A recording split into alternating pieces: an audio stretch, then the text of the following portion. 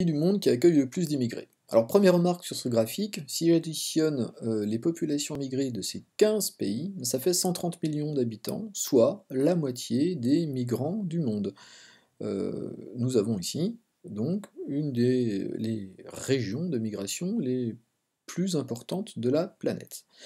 Vous avez tous vu la place vraiment de premier plan des États-Unis avec ses 48 millions d'habitants qui sont des migrants, 15% de sa population. Deuxième région qui se dessine, c'est l'Europe de l'Ouest, avec l'Allemagne, le Royaume-Uni, la France, l'Espagne, l'Italie, un total de 38 millions d'habitants. Point commun de ces régions, ce sont des régions développées, des États du Nord, des États riches. Donc, pays qui accueillent les immigrés, des pays du Nord, comme les États-Unis ou les pays d'Europe de l'Ouest. Pour les États-Unis, j'ai mis le chiffre, c'est bien de le retenir.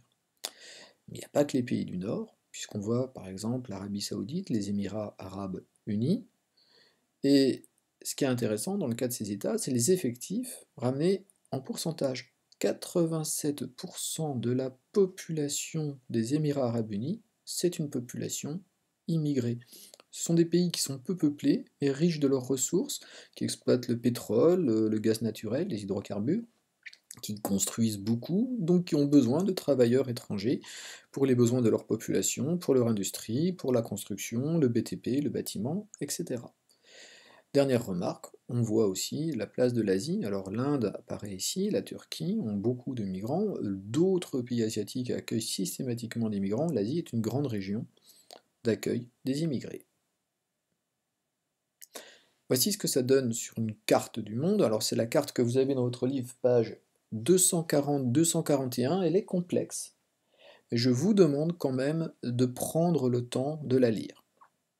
Alors, première chose, nous, qu'on va retenir de cette carte, qui est centrée sur le pôle Nord, c'est des planisphères que vous n'aimez pas, eh bien, ce sont les grandes régions d'accueil des migrants dans le monde. Donc on retrouve États-Unis, mais cette fois-ci avec le Canada, on a généralisé l'ensemble de l'Europe occidentale, voici des grandes régions d'accueil, avec évidemment la région du Golfe Persique.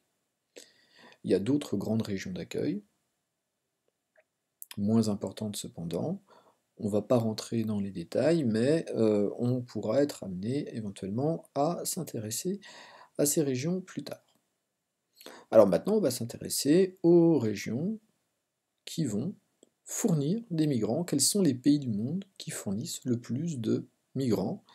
Eh bien, comme pour tout à l'heure, je vous laisse le temps de bien lire ce graphique attentivement, et puis après, nous en faisons ensemble un petit résumé.